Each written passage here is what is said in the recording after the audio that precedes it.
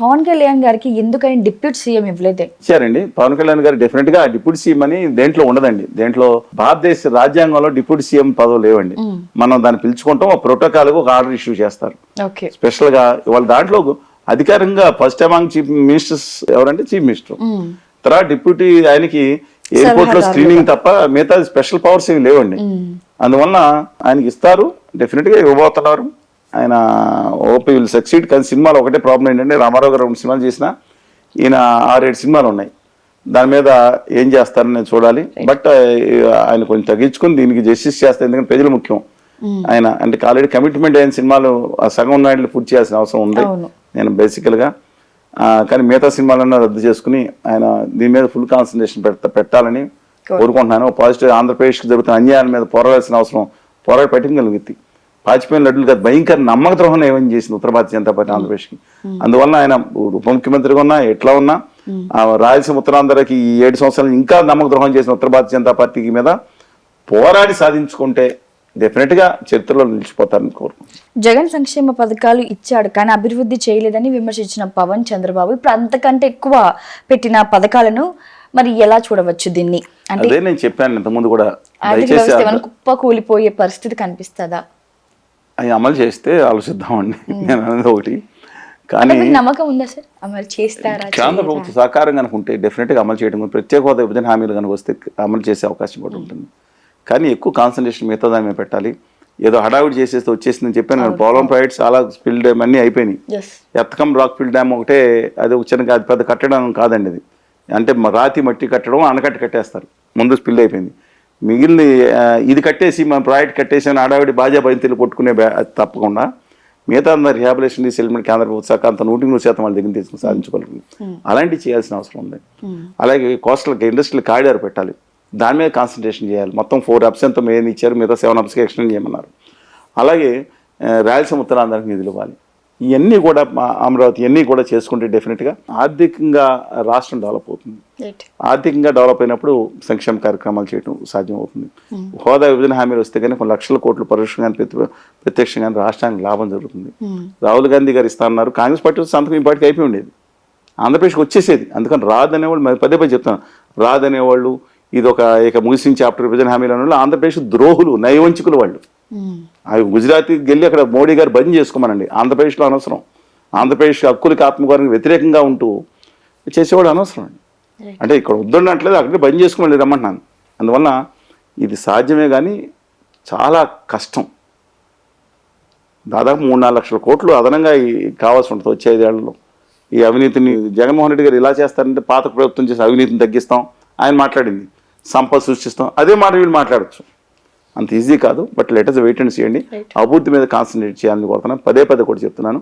I'm wishing నేను చెప్తున్నాను చంద్రబాబు నాయుడు గారికి, ఆ ప్రభుత్వానికి విశేష తెలియజేస్తా. కనీసం ఈసారన్నా మరి కేంద్ర ప్రభుత్వం మీకు అవకాశం వచ్చింది కాబట్టి దాని మీద దృష్టి పెట్టమని చెప్పి కోరుతున్నాను. సో మరి ఇన్నిసార్లు మీరు చెప్తున్నా అభివృద్ధి చేస్తుంటే అమలు చేయాలన్నా కూడా బడ్జెట్ సరిపోదనే ప్రస్తావన వస్తుంది. మరి ఎలా అభివృద్ధి జరుగుతుంది? చెప్పాను కదండి, పదే కూడా చెప్తున్నా. విభజన హామీలు ప్రత్యేక హోదాతో సాధించుకుంటే ఆ ఇన్సెంటివ్స్ జరిగితే దాన్ని మల్టిపుల్ అవుతుంది. అసలు అపరిమితంగా దాదాపు 5-6 లక్షల సంవత్సరానికి 7 లక్షల ఉద్యోగాల కల్పన, దాని మీద వచ్చే ఇన్కమ్ ఇవన్నీ అద్భుతంగా డెవలప్ అవుతుంది. అందువల్ల దాని మీద కాన్సన్ట్రేట్ చేయాలని చెప్పి కోరుతా ఉన్నాను. సార్, కేంద్రంలో 18 మంది మంత్రులు ఉన్నా కూడా ఈ గాలి మోటార్ శాఖ అనేది ఏంటి? అసలు ఈ టాపిక్ గురించి మీరు మాకు కొంచెం వివరంగా చెప్పండి. ఆంధ్రప్రదేశ్ దాదాపు 36 మంది పార్లమెంట్ సభ్యులు ఉన్నారు. రాజ్యసభ లోక్సభ కలిసి లోక్సభలో 25 మంది సభ్యులు ఉంటే 21 స్థానాలు 25కి 20 స్థానాలు గత తాకట్టు పెట్టేశారని ఆంధ్రప్రదేశ్లో పాలకులందరూ గత 5 సంవత్సరాల నుంచి 10 సంవత్సరాల నుంచి అలాగే ఇచ్చారు.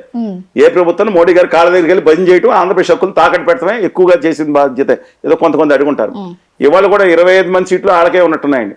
అందులో 18 సీట్లు యాక్చువల్గా తెలుగుదేశం అండ్ జనసేన, 3 బీజేపీ రావి ఉండొచ్చు. ఉత్తర భారతీయ జనతా పార్టీ వాళ్ళ సంగతి మనకు అనవసరం, వాళ్ళ పని వాళ్ళు చేసుకుంటుంటారు. ఆ 18 మంది సీట్లు వస్తే ఏమి ఇచ్చారని వాళ్ళ జేడీఎస్ చెప్పాను, 1 సీటు ఉన్న 1 సీటు 4 ఇచ్చి జనసేనకు 1 సీటు 1 మంత్రి పదవి కూడా ఇవ్వలేదు, పక్కన పెట్టండి. వీళ్ళకి కూడా ఏమి ఇచ్చారు? మీరు చెప్పిన గాలి మోటార్ శాఖ అంటే ఏరోప్లేన్ శాఖ, అందులో ఉందంతా లాగేశారు. ఎయిర్పోర్ట్లన్నీ అదాని గారికి వెళ్ళిపోయినాయి చాలా వరకు. ఉన్న ఏది ఎయిర్ ఇండియా కూడా అమ్మేశారు. ఎయిర్పోర్ట్ విశాఖపట్నం ఏదో అనుకుంటే అది ప్రైవేట్లో జరుగుతుంది, మిగతా వాళ్ళు ప్రైవేటీకరణ చేయడానికి రెడీగా పెట్టారు. విజయవాడ కూడా అమ్మకానికి సిద్ధం పెట్టారు. దానికోసం గాలి మోటార్ శాఖ మనకి ఎందుకండి? ఆ అశోక్ గజపతి గారికి ఇచ్చినప్పుడే ఆయనకి ఏమనుకున్నారు. అందువలన మనకి ముఖ్యమైన శాఖలు ఇవ్వకుండా చాలా దుర్మార్గంగా కేంద్ర ప్రభుత్వం నికృష్టంగా అని చెప్పలేను కానీ దారుణంగా వహించిందని చెప్పొచ్చండి. ఇవాళ ఆఖరికి ప్రొఫెసర్ డాక్టర్ చంద్రశేఖర్ గారు, ఇప్పుడు రామ్మోహన్ రెడ్డి గారు తక్కువైంది, ఎంత బహుభాష పెరిగినా దమ్మున్నాడు, మాట్లాడతాడు, పని కార్యశాలతో కూడా యువకుడు 36 సంవత్సరాలు పిన్న వయసు, అత్యంత పిన్న వయసులో ఉన్న ఆయనకి పక్కన పెట్టిన ఆయనకి ఇవ్వలేదు, పక్కన పెట్టారు. ఆవిడ డాక్టర్ చంద్రశేఖర్ గారు, ఆయన విద్యార్థికుడు, డాక్టరు, ఆయన వచ్చి నువ్వు గ్రామీణ అభివృద్ధి అంటే చేయవచ్చు. గ్రామీణ అభివృద్ధిని ఎవరి దగ్గర? శివరాజ్ సింగ్ చౌహాన్ గారు, దాదాపు 2 దశాబ్దాలు ముఖ్యమంత్రి చేసిన వ్యక్తి దగ్గర. ఆయన ఏమన్నా డమ్మీ అయితే పని చేసుకోవచ్చు. ఈయన రెండోది జ్యోతిరాజ్ సింధే గారి దగ్గర ఆ 2 శాఖలు తీసుకొచ్చింది కాబట్టి సహాయ మంత్రి. ఇది ఇండిపెండెంట్ ఛార్జ్ కూడా కాదు. దేనికి ఏం చేసుకోవాలండి? ఇట్లో ఏం చేసుకోవాలండి? వీళ్ళని ఆ కిషన్ రెడ్డి గారు ఉన్నారు సోదరులు, ఆయనకి మాత్రం బొగ్గు ఇచ్చారు, తన గన్లు ఇచ్చారు. అందువల్ల ఆయన తెలుగు జాతి బిడ్డగా తను ప్రూవ్ చేసుకునే అవకాశం వచ్చింది. ఖచ్చితంగా ఆయన కాదని అన్నాం. ఆయన ఇవాళ వెంటనే స్టీల్ ప్లాంట్కి ఏదైతే శారీరెడ్డి గారు చనిపోయారో, కరీంనగర్ దగ్గర నుంచి గుప్తా గారు చనిపోయారు, తెలంగాణలో కూడా అనేక మంది విశాఖ ఉక్కు కోసం, ఉద్యమాల కోసం చనిపోయారు ఆంధ్రప్రదేశ్తో పాటు. అలాంటి సమయంలో దానికి ఇమ్మీడియట్గా క్యాప్టివ్ మైనింగ్ ఇవ్వాలి. 3 గన్లు కేటాయిచ్చేస్తే, ప్లస్ దాంట్లో ఉన్న 20 లక్షల కోట్లు అంతా రద్దు చేశారంటున్నారు దొంగలు చాలా మందికి, మిగతా పారిశ్రామికవేత్తలకి. అందులో 15,000 కోట్లు 20,000 కోట్లు అది కూడా రద్దు చేయడం పెద్ద ఇబ్బంది కాదు. క్యాప్టివ్ మైన్ చేసి ఇంకొక 4,000 కోట్లు పెడితే స్పెషాలిటీ సీలు వస్తుంది. ఈ ప్రపంచంలో బెస్ట్ కర్మాగారం కింద అవుతుంది. అది ఒక కర్మాగారం కాదు, ప్రజల రక్తం త్యాగంతో ఏర్పడిన, తెలుగు ప్రజల రక్తం త్యాగంతో కర్మాగారం దాన్ని నిలబెట్టుకునే అవకాశం వచ్చింది. తెలంగాణ భూగర్భంలో ఉన్న సింగరేణి గనుల్ని ఆ గుజరాతీ వ్యాపారులకు ఇంకోళ్ళకి అమ్మేది నికృష్టమైన కుట్ర కొనసాగుతుంది.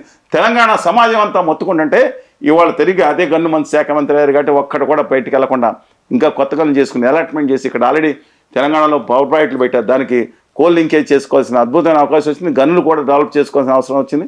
అందువల్ల వారికి, అలాగే బండి సంజయ్ గారు సామాన్య కుటుంబం నుంచి చాలా, ఆయన కమిట్మెంట్ ఈజ్ గ్రేట్ అండి.